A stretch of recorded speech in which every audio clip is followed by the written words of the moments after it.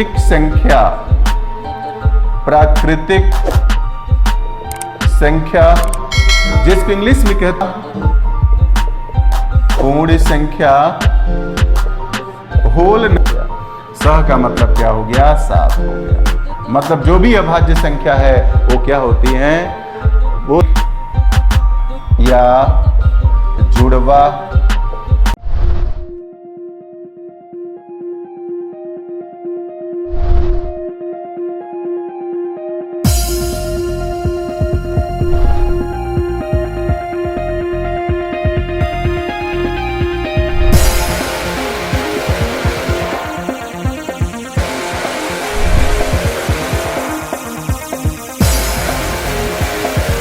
Welcome to dear student. आप सभी लोगों का अशोका स्टडी पॉइंट के ऑनलाइन प्लेटफॉर्म पर स्वागत है। उम्मीद कर रहे हैं आप सभी लोग अच्छे होंगे। और आज हम फिर एक बहुत ही महत्वपूर्ण परीक्षा को ध्यान में रखते हुए, जैसा कि आप लोगों को मालूम है कि आगामी जो है बहुत ही शीघ्र आगामी शिक्षक भर्ती परीक्षा के लिए टेट का विज्ञापन आने वाला है। टीचिंग जो एलिजिबिलिटी टेस्ट है उसका विज्ञापन आने वाला है। उस परीक्षा को ध्यान में रखते हुए जितने भी अभी तक टेट, सीटेट और अदर स्टेट के जो एग्ज़ाम हैं, जो एग्ज़ाम हुए हैं प्रीवियस ईयर पेपर को ध्यान में रखते हुए, और फिर आगामी ये परीक्षाएं होने वाली हैं टेट, सीटेट, अदर स्टेट के टेट के जो एग्ज़ाम होने वाले हैं, उन परीक्षाओं में आने वाले क्वेश्चन को ध्यान में रखते हुए आज गणित का जो बहुत ही महत्वपूर्ण चैप्टर संख्या पद्धत नंबर सिस्टम हम लेकर के आए हैं। और हम टेट से संबंधित या किसी स्टेट का टेट हो, सी टेट हो, उससे संबंधित जो भी गणित विषय का जो भी पाठ्यक्रम है, सिलेबस है, हम एक एक करके चैप्टर वाइज, क्रम वाइज हम पढ़ाएंगे और उम्मीद करेंगे इस स्तर से समझाने का पूरी बेसिक से प्रयास करेंगे आप लोगों को समझ में आए। क्योंकि टेट के अधिकांश परीक्षार्थियों की सबसे बड़ी समस्या गणित की होती है। उस समस्या को देखते हुए, सारे महत्वपूर्ण बिंदुओं को विचार करते हुए, जैसे हम आज संख्या पद्धत को स्टार्ट कर रहे हैं, मेरा पूरा प्रयास होगा अभी तक जैसे जिस टॉपिक से जो क्वेश्चन बने हुए हैं उस सारे टॉपिक के क्वेश्चन को समाहित करते हुए हम आगे बढ़ेंगे। आज हम नंबर सिस्टम संख्या पद्धत स्टार्ट कर रहे हैं। संख्या पद्धत, संख्या पद्धत नंबर सिस्टम।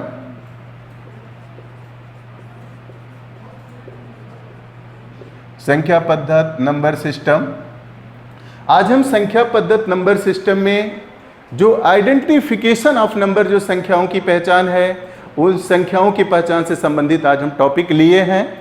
और एक एक करके जैसे जो महत्वपूर्ण जो संख्याएं हैं उन्हीं संख्याओं को लेकर के हम आए हैं। जैसे अगर हम बात करें प्राकृतिक संख्या, नेचुरल नंबर क्या है, जैसे पूर्ण संख्या, पूर्ण संख्या क्या है, जैसा कि आप पेपर उठाते हैं देखते हैं पूर्ण संख्या से रिलेटेड क्वेश्चन बनते हैं। जैसे सम संख्या क्या है, विषम संख्या क्या है, अभाज्य संख्या क्या है, अभाज्य संख्या प्राइम नंबर से रिलेटेड आपके एग्जाम में क्वेश्चन बने हुए हैं। जैसे हम ये कहें परिमेय संख्या क्या है, अपरिमेय संख्या क्या है, आप देखेंगे पेपर उठाएंगे परिमेय संख्या और अपरिमेय संख्याओं से संबंधित भी क्वेश्चन बने हुए हैं। अगर हम बात करें जैसे आपको सह अभाज्य संख्या, को प्राइम नंबर से भी आपके एग्जाम में क्वेश्चन बने हुए हैं। जैसे हम बात करें कंपोजिट नंबर की बात करें, जैसे हम बात करें real number, non real number, इन सभी संख्याओं को लेकर के हम आज आए हैं, इन्हीं पे हम चर्चा करेंगे। सबसे पहले जो नंबर सिस्टम में, संख्या पद्धत में जो नंबर की बात की जाती है, ये जो नंबर की बात की जाती है, आपको मालूम है कि नंबर से जो छोटी इकाई होती है डिजिट होती है। नंबर से छोटी इकाई हमारी क्या होती है? डिजिट, मतलब अंक होता है। नंबर से छोटी इकाई हमारी डिजिट होती है, अंक होता है। और अंक क्या क्या हैं? जैसे 0, 1, 2, 3, 4, 5, 6, 7, 8, 9। ये 0 से लेकर के 9 है। और ये 0 से लेकर के जो 9 है, ये कितने हुए? 10 जो अंक हैं। ये जो 10 अंक हैं, तो इन्हीं से संबंधित, इन्हीं की सहायता से सारी संख्याओं का निर्माण किया जाता है। तो बस हम सारांश में बस छोटा से बताना चाहेंगे, जो नंबर संख्या से भी छोटी इकाई हमारी क्या होती है, डिजिट होता है, और वो डिजिट हमारा क्या है, 0 से लेकर के क्या है, 9 तक है। ठीक, तो अब हम इसमें आइडेंटिफिकेशन ऑफ नंबर जो हमारा टॉपिक है, संख्याओं की पहचान, टॉपिक हमारा है संख्याओं की पहचान, संख्याओं की पहचान, आइडेंटिफिकेशन ऑफ नंबर। तो पहले हम लेते हैं प्राकृतिक संख्या, प्राकृतिक संख्या जिसको इंग्लिश में कहते हैं नेचुरल नंबर, नेचुरल नंबर। अभी प्राकृतिक संख्या नेचुरल नंबर होता क्या है, जिन संख्याओं का प्रयोग, जिन संख्याओं का प्रयोग वस्तुओं को गिनने में करते हैं, वस्तुओं को गिनने में करते हैं,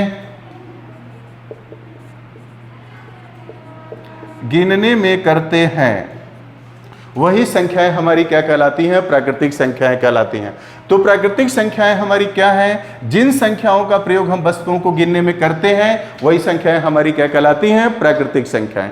अब वस्तु का गिनना कहां से प्रारंभ करते हैं, वस्तु का गिनना कहां से प्रारंभ करते हैं, 1 से करते हैं। जैसे कि 1 से करते हैं, तो अगर 1 से वस्तु का गिनना हम प्रारंभ करते हैं तो इसका मतलब सबसे छोटी हमारी प्राकृतिक संख्या क्या हो गई, 1 हो गई।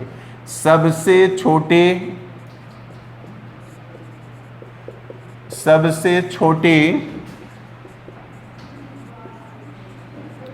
प्राकृतिक संख्या, सबसे छोटी प्राकृतिक संख्या 1 है। वस्तु का गिनना कहां से प्रारंभ करते हैं, 1 से। 1 से जब प्रारंभ करते हैं तो इसका मतलब सबसे छोटी प्राकृतिक संख्या हमारी क्या हो गई, 1 हो गई। फिर हम आगे बढ़ते हैं, जैसे 2, 3, 4, 5, 6, 7, 8 एंड सो ऑन। ये हमने प्राकृतिक संख्याएं लिखा। यहां पे जैसे मैंने जो डॉटेड लाइन बनाया है, डॉटेड लाइन का मतलब ये हो गया कि हम इनफिनिट नंबर तक इन संख्याओं को लिख सकते हैं। कहां तक लिख सकते हैं, इनफिनिट नंबर तक लिख सकते हैं। जैसे कि बहुत से लोगों को एक कंफ्यूजन होता है कि ये कंफ्यूजन होता है कि सबसे बड़ी प्राकृतिक संख्या क्या है। बहुत से लोगों से पूछा जाए तो बोलते हैं सबसे बड़ी प्राकृतिक संख्या क्या है, इनफाइनाइट है। क्या है, फॉल्स है। सबसे बड़ी संख्या इनफाइनाइट नहीं है। तो अब सबसे बड़ी जो प्राकृतिक संख्या होती है, सबसे बड़ी प्राकृतिक संख्या अज्ञात है। सबसे बड़ी प्राकृतिक संख्या क्या है, अज्ञात है, उसके बारे में हमें जानकारी नहीं है। अब सबसे बड़ी जो प्राकृतिक संख्या अज्ञात है, ऐसा क्यों कहा गया?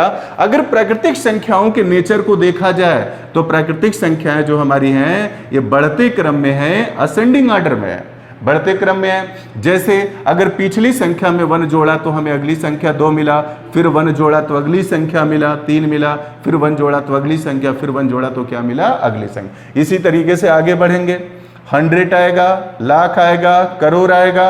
अगर आगे करोड़ आएगा उसमें 1 जोड़ेंगे तो क्या होगा, 1 करोड़ क्या होगा, 1 होगा।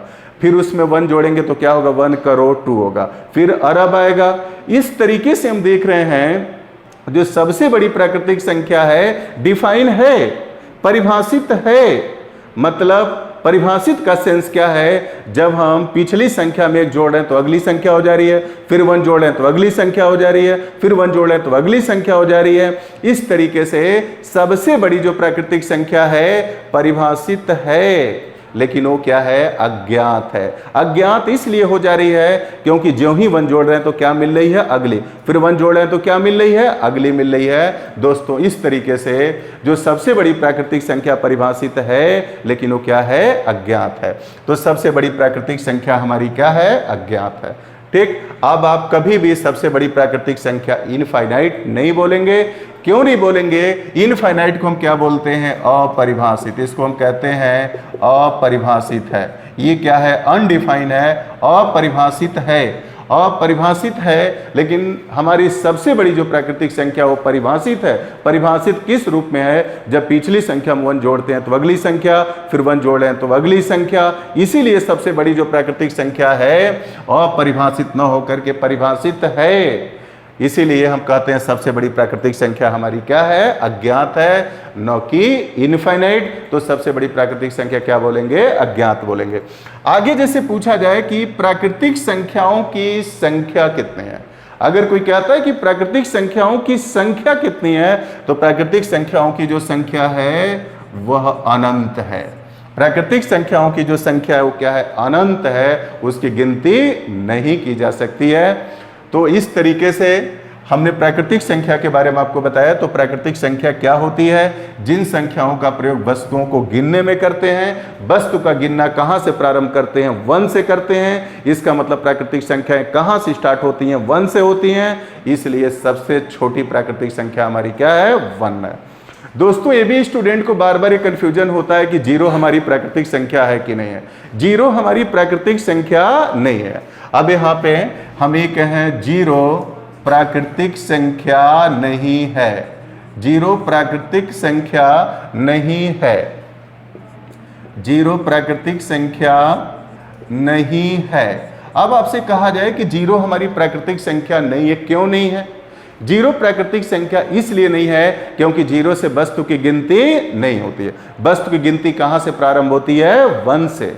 इसलिए 0 हमारी प्राकृतिक संख्या नहीं है। आपसे कहा जाएगा सबसे छोटी प्राकृतिक संख्या क्या है? 1 है। और सबसे बड़ी प्राकृतिक संख्या अज्ञात है। प्राकृतिक संख्याओं की संख्या कितनी है? अनंत है। अब हम नेक्स्ट नंबर लेते हैं। नेक्स्ट नंबर अगर लें, जैसे हम ये बोले हैं पूर्ण संख्या। अब हम पूर्ण संख्या की बात कर रहे हैं। पूर्ण संख्या, अब पूर्ण संख्या, पूर्ण संख्या होल नंबर, पूर्ण संख्या होल नंबर, पूर्ण संख्या होल नंबर। अब होल नंबर एक्चुअली होता क्या है? जब हम प्राकृतिक संख्याओं के साथ शून्य को क्या करते हैं? सम्मिलित कर लेते हैं। जैसे अगर प्राकृतिक संख्या हम लिखें 1 2 3 4 5 6 7 8 एंड सो ऑन, ये जो हमारी प्राकृतिक संख्याएं हैं, इसमें क्या करें हम? 0 अगर सम्मिलित कर लेते हैं। 0 हमने क्या किया? सम्मिलित कर लिया। इसको हम क्या बोलेंगे? पूर्ण संख्याएं होल नंबर। आपके दिमाग में क्वेश्चन ये बन रहा होगा, सर अगर आपने 0 यहां सम्मिलित ही किया तो 0 बाद में क्यों नहीं सम्मिलित किया? इसका रीजन ये होता है कि जो प्राकृतिक संख्याएं हैं ये किस क्रम में सभी संख्याएं हैं? असेंडिंग ऑर्डर में है। ये संख्याएं हमारी असेंडिंग ऑर्डर में है और इन सब में 0 क्या है? सबसे छोटा है। इसीलिए के लिए 0 को हम क्या लिखते हैं? सबसे पहले लिखते हैं।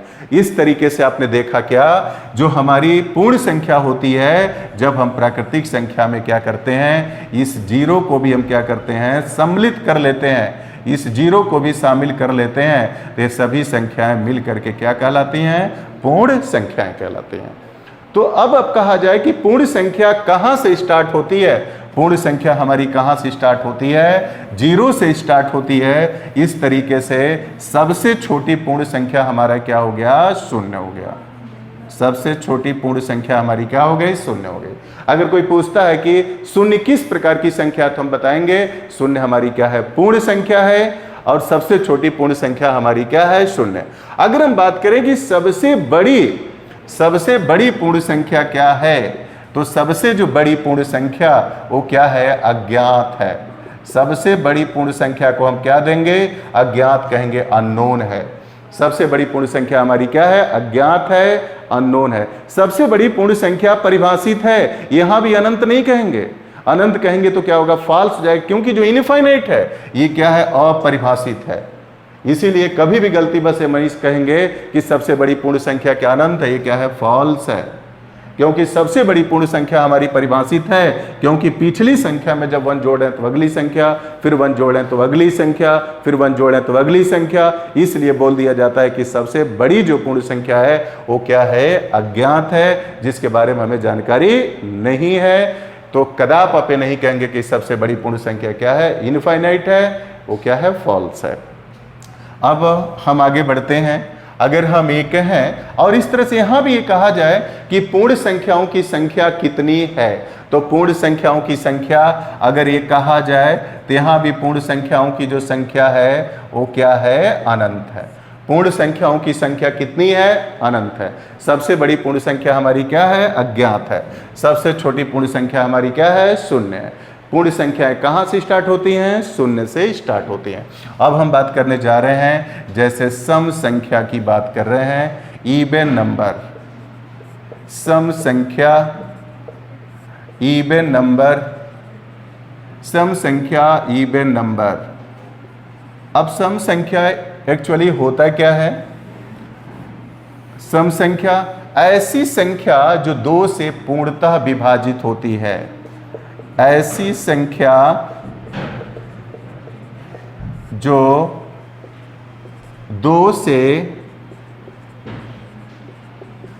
पूर्णतः विभाजित होती है, पूर्णतः विभाजित होती है, ऐसी संख्या जो दो से पूर्णतः विभाजित होती है। जैसे अगर हम ये कहें 2, 4, 6, 8, 10, 12 एंड सो ऑन, तो हमने सम संख्या के बारे में क्या पढ़ा है, ऐसी संख्या जो दो से क्या हो, पूर्णतः विभाजित हो। पूर्णतः विभाजित होने का मतलब क्या होता है, जैसे मैंने पूर्णतः शब्द लिया, पूर्णतः विभाजित होने का मतलब जिसको कंप्लीटली डिविजिबल इंग्लिश में बोलते हैं। पूर्णतः विभाजित होने का मतलब ये हो गया, अगर किसी भी संख्या में भाग दिया जाए तो अगर शेषफल शून्य आता है तो कहा जाएगा पूर्णतः विभाजित है। जैसे अगर मान लीजिए हम 12 लेते हैं, 12 में अगर 2 का भाग देंगे तो 2 छक्के क्या आ गया, 12, शेषफल हमारा क्या आ गया, शून्य आएगा। तो 12 को कहा जाएगा कि 12 2 से क्या है, कंप्लीटली डिविजिबल है। जैसे अगर मान लीजिए 19 हम लेते हैं, अगर 19 में क्या करें, 2 से भाग दे तो 2 9 क्या हो गया, 18 हो गया, शेषफल हमारा 1 आ गया। कहा जाएगा कि 19 2 से पूर्णतः विभाजित नहीं है।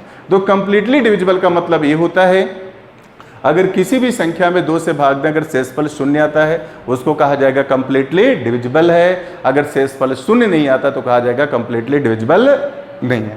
तो सम संख्या का हमारा डेफिनेशन क्या है, ऐसी संख्या जो 2 से क्या होती है, पूर्णतः विभाजित होती है। अब स्टूडेंट के दिमाग में कंफ्यूजन होता है, शून्य हमारी इवन नंबर है कि नहीं है। शून्य हमारी क्या है, सम संख्या नहीं है, क्योंकि आप देखे होंगे जब भी हम सम संख्या के बारे में लिखते हैं तो सम संख्या में शून्य को शामिल नहीं करते हैं। जैसे अगर हम एक क्वेश्चन थोड़ा सा आपसे पूछ रहे हैं, जैसे मान लीजिए हम एक हैं, जैसे एक एग्जांपल दे रहे हैं, आप हमें आंसर बताएंगे। जैसे मैं लिखा 2 4 2 4 -4 8। अगर हम और थोड़ा सा कंफ्यूजन क्रिएट करें, अगर मान लीजिए मैंने ले लिया, अगर यहाँ पे 16 ले लिया, 4 ले लिया, फिर हम यहाँ पे ले लें माइनस क्या ले लें, अगर 18 ले लिया। अगर इस तरह से हमने क्वेश्चन दिया, आप इसका आंसर बताएंगे। अगर मैं आपसे कहूं कि इनमें सम संख्या क्या है, तो सम संख्या के बारे में क्या बताएंगे, इनमें क्या है, ये केवल 2 और 16 16 और 8 है, क्या है, सम संख्या है। -4 और -18 क्या है, सम संख्या नहीं है, क्योंकि सम संख्या को जब हम डिफाइन करते हैं तो नेगेटिव नंबर नहीं होता है। तो इसीलिए क्या है, ये सभी संख्या ये क्या है, सम संख्या नहीं है। सम संख्या केवल 2 है और 16 और क्या है, 8 है। इसमें हमने क्या सीखा, अगर कोई भी नंबर 2 से कंप्लीटली डिविजिबल होती है तो वही क्या कहलाती है, सम संख्या। और कंप्लीटली डिविजिबल का मतलब ये होता है, अगर 2 से भाग दिया जाए तो शेषफल क्या आ जाए, शून्य आ जाए। और दूसरी चीज, शून्य हमारी क्या होती है, सम संख्या नहीं है, ये ध्यान में रखेंगे। और तीसरी चीज, अगर निगेटिव नंबर कोई दी गई है तो ये क्या है, जैसे यहाँ -4 है, -18 है, इस तरह की संख्याएं भी क्या होती हैं, सम संख्या नहीं होती हैं। अब हम बात करने जा रहे हैं, अगर हम विषम संख्या की बात करें, अगर हम ऑड नंबर की बात करें, विषम संख्या की बात करें, विषम संख्या, विषम संख्या, ऑड नंबर, विषम संख्या, ऑड नंबर, ऑड नंबर की अगर बात करते हैं तो विषम संख्या एक्चुअली होती क्या है, ऐसी संख्या जो 2 से पूर्णतः विभाजित नहीं होती है। अगर कोई भी संख्या जो 2 से पूर्णतः विभाजित नहीं होती है तो पूर्णतः विभाजित होने का मतलब आप समझ रहे हैं, कंप्लीटली डिविजिबल होने का मतलब जो विभाजित नहीं है, मतलब उसमें जब भी हम 2 से भाग देंगे तो शेषफल क्या होगा, आएगा, शेषफल आएगा। ऐसी संख्याएं हमारी क्या हैं, तो अगर इसको हम डिफाइन करें तो क्या लिखेंगे, ऐसी संख्या जो 2 से पूर्णतः विभाजित नहीं होती है, 2 से पूर्णतः विभाजित नहीं होती है, पूर्णतः विभाजित नहीं होती है। अब ऐसी कौन सी संख्याएं हैं, जैसे कहें 1, 3, 5, 7, 9, 11, 13 एंड सो ऑन। तो आपने क्या सीखा, अगर कोई भी नंबर अगर 2 से पूर्णतः विभाजित नहीं होती है तो सभी क्या कहलाती हैं, हमारी विषम संख्या। अब विषम संख्या से रिलेटेड ऐसा कोई क्वेश्चन बनता नहीं है, इसलिए इस पे बहुत हम टाइम किल नहीं करेंगे। फिर हम आगे बढ़ते हैं, जैसे हम बात करें अभाज्य संख्या। अभाज्य संख्या, अभाज्य संख्या, अभाज्य संख्या प्राइम नंबर, अभाज्य संख्या प्राइम नंबर, अभाज्य संख्या प्राइम नंबर। अब यह अभाज्य संख्या है क्या चीज, मतलब ऐसी संख्या जो केवल 1 और स्वयं से विभाजित होती है, ऐसी संख्या, ऐसी संख्या जो केवल 1 और स्वयं से, जो केवल 1 और स्वयं से पूर्णतः विभाजित होती है, 1 और स्वयं से पूर्णतः विभाजित होती है। अब हम बात करें, अगर कोई भी संख्या जो केवल 1 और स्वयं से पूर्णतः विभाजित होती है, अब जैसे ऐसी संख्याएं क्या हैं, तो बात करें हम 2, 3, 5, 7, 11, 13, 17, 19 एंड सो ऑन। ये सभी संख्याएं हमारी क्या है, अभाज्य संख्याएं हैं, प्राइम नंबर है। अब जैसे हमने डिफिनीशन में क्या लिखा, मतलब ऐसी संख्या जो केवल 1 और स्वयं से क्या हो, पूर्णतः विभाजित हो, मतलब वो किससे कंप्लीटली डिविजिबल हो, 1 से, और क्या है, इट सेल्फ से अगर कंप्लीटली डिविजिबल है, वही संख्याएं हमारी क्या कहलाती हैं, अभाज्य संख्याएं कहलाती हैं, प्राइम नंबर कहलाती हैं। अब इसको हम ऐसे भी डिफाइन कर सकते हैं, ऐसे भी डिफाइन कर सकते हैं, ऐसी संख्या जिसके केवल 2 ही फैक्टर हो। अगर कोई भी नंबर है जिसके केवल 2 ही फैक्टर हो, 2 ही गुणनखंड हो, वो संख्याएं हमारी क्या कहलाती हैं, अभाज्य संख्या। इस तरीके से अभाज्य संख्या को ऐसे डिफाइन कर सकते हैं, ऐसी संख्या जो केवल 1 और स्वयं से पूर्णतः विभाजित होती है, या इसी को दूसरे शब्दों में से कह सकते हैं, ऐसी संख्या जिसका केवल 1 और स्वयं केवल 2 ही गुणनखंड होता है, वो संख्याएं हमारी क्या कहलाती हैं, अभाज्य संख्या। जैसे अगर मान लीजिए हम 2 लेते हैं, 2 किससे कट रहा है, सिर्फ 1 से कटेगा और स्वयं से कटेगा, तो कहा जाएगा 2 हमारा क्या है, अभाज्य संख्या।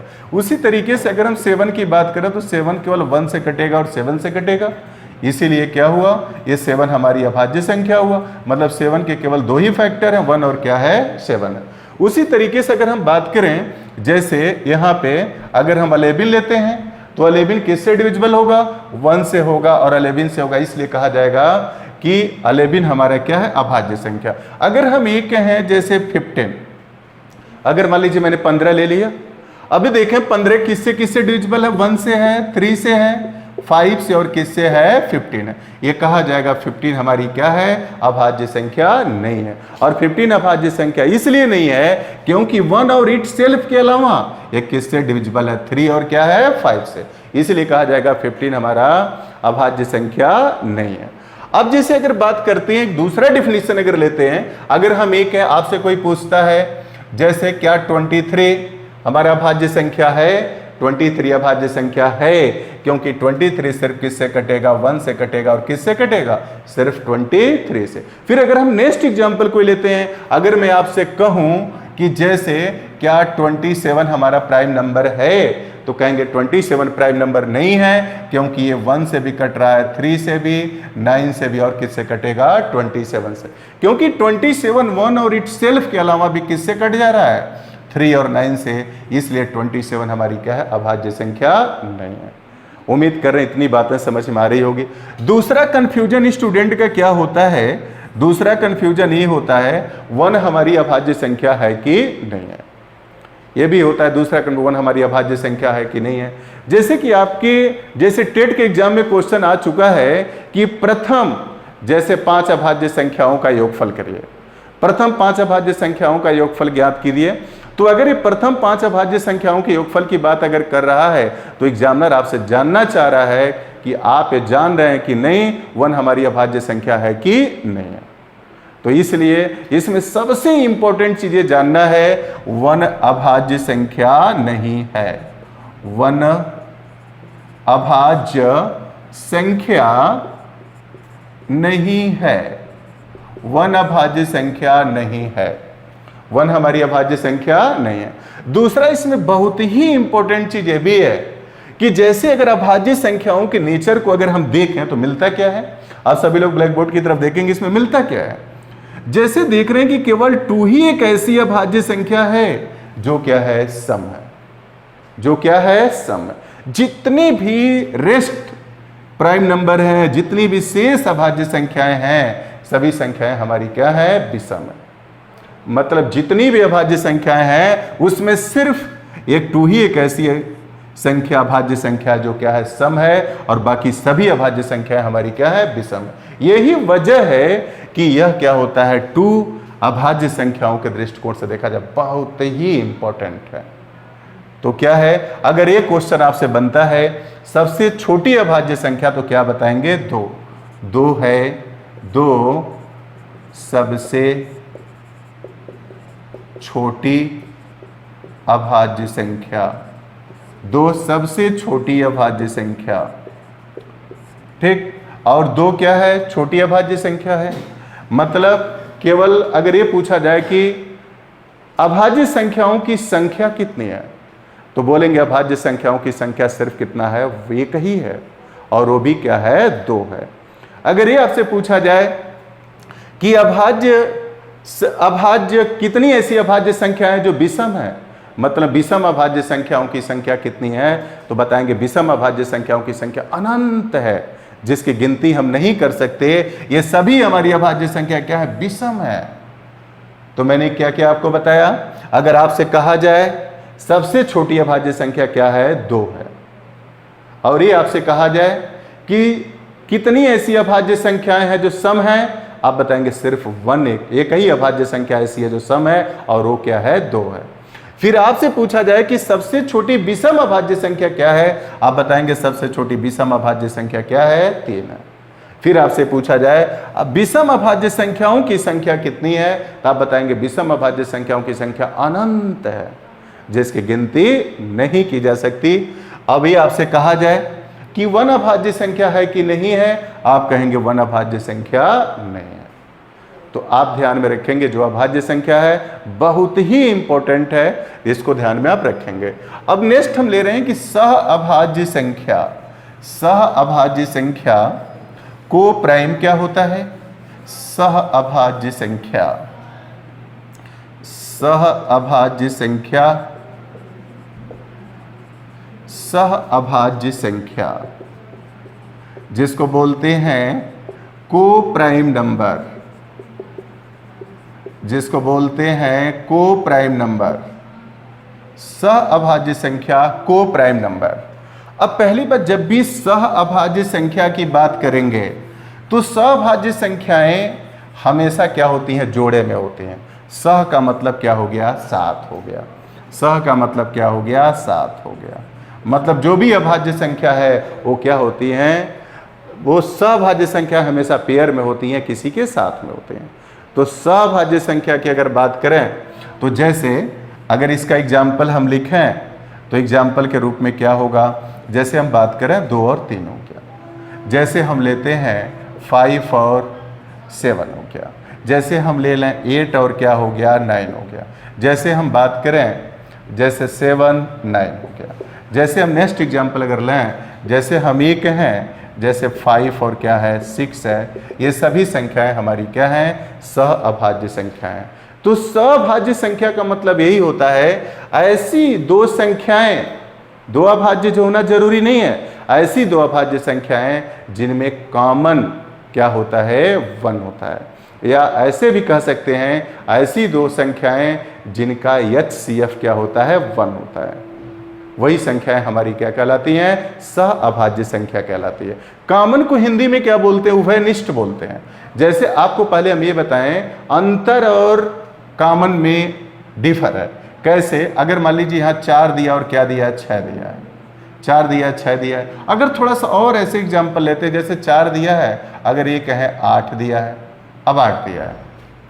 अगर हम ये कहें इनमें कॉमन कितना है तो कॉमन बोलेंगे क्या है 4, कॉमन 4 है। और इसका अंतर बोलेंगे कितना है तो इसमें 8 में से 4 घटाएंगे क्या हो गया 4 हो गया। जैसे मान लीजिए अगर हम 2 और 5 लेते हैं, अगर ये कहें कि इनमें कॉमन क्या है 2 और 5 में कॉमन क्या है 1 है, कॉमन क्या है 1 है, और इनका अंतर कितना है 5 में से 2 घटाएंगे क्या मिलेगा 3। तो हमेशा ध्यान में रखिएगा अंतर और कॉमन में क्या है डिफरेंस है। जैसे इसका अंतर कितना है 3 है, 5 में से 2 घटाएंगे 3 आएगा, लेकिन अगर ये कहें दोनों में कॉमन कितना है तो क्या बोलेंगे 1 है।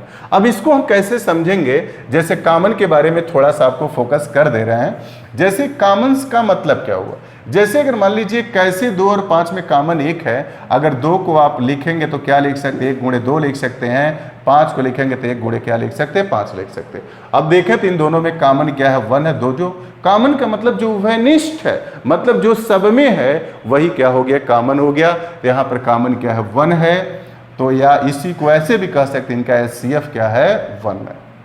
ठीक, तो हम उम्मीद करें समझ में आ गया होगा अंतर और कॉमन का मतलब क्या है। अब दो सहभाज्य संख्या हम डिफाइन कैसे करते हैं, ऐसी दो संख्याएं जिनमें कॉमन क्या हो 1 हो, या ऐसी दो संख्याएं जिनका HCF क्या हो 1 हो। और सहभाज्य होने के लिए अभाज्य होना जरूरी नहीं है। जैसे देख रहे हैं यहाँ तो संयोग से दोनों अभाज्य संख्या है, 2 भी अभाज्य 3 भी अभाज्य, और दोनों में अंतर कितने का है 1, दोनों में कॉमन कितना है 1 है, या इन दोनों का HCF 1 है, तो 2 और 3 को एक साथ लेने पे कहा जाएगा को प्राइम नंबर सहभाज्य कहा जाएगा।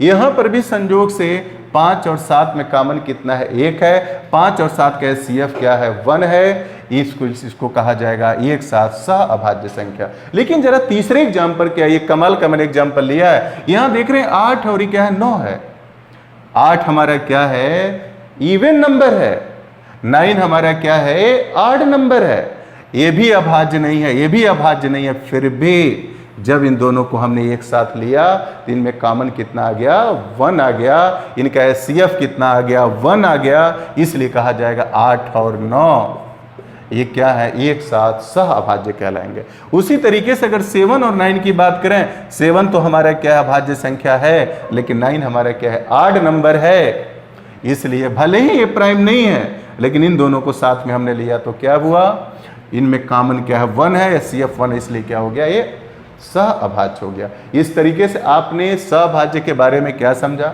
सहअभाज्य संख्या होने के लिए अभाज्य होना जरूरी नहीं है, सिर्फ जरूरी क्या है अगर कोई भी दो संख्या है अगर उनका HCF 1 के बराबर होता है, अगर उनमें कॉमन 1 होता है, वो संख्याएं हमारी क्या कहलाती हैं सहअभाज्य कहलाते हैं। अब मैं आपसे कुछ एग्जाम्पल पूछ रहा हूं, कुछ क्वेश्चन दे रहे हैं, आप इसका आंसर बताएंगे। अगर मान लीजिए हम आपसे कहें, जैसे अगर हम ये कहें 6, अगर हम लेते हैं, अगर हमने ले लिया 6 और 9, अगर मैं आपसे कहूं कि क्या ये सहभाज्य है, आप कहेंगे सहभाज्य नहीं है। सहभाज्य क्यों नहीं है, क्योंकि इन दोनों में कॉमन 6 और 9 में कॉमन कितना है 3 है। सहभाज्य होने के लिए कॉमन कितना होना चाहिए 1 होना चाहिए। जैसे हम बात करें, अगर हम ये कहें 16 और 17, क्या है सहभाज्य है, इसको आप बोलेंगे 16 और 17 सहभाज्य है, क्योंकि 16 और 17 में कॉमन कितना है 1 है, ये सहभाज्य है, ये सहभाज्य नहीं है। जैसे कोई नेक्स्ट एग्जाम्पल लेते हैं, अगर मैं आपसे ये पूछूं, जैसे ये कहूं अगर मैंने दे दिया 29 और 31 दे दिया, अगर मैं पूछूं कि क्या सभाज्य है तो आप बोलेंगे सभाज्य है, क्योंकि 29 और 39 में कॉमन कितना है, देख रहे हैं, एक है कॉमन, इसलिए क्या है, सभाज्य है।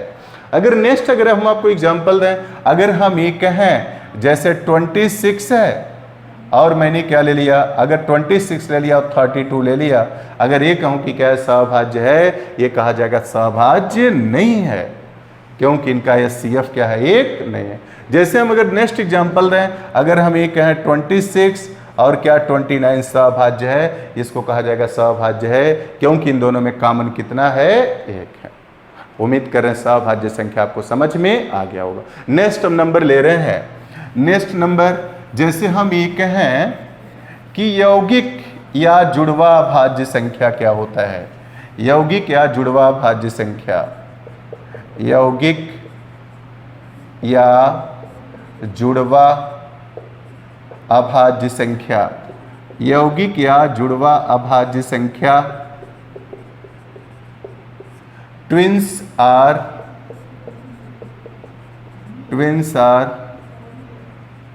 Compound prime number, twins are compound prime number.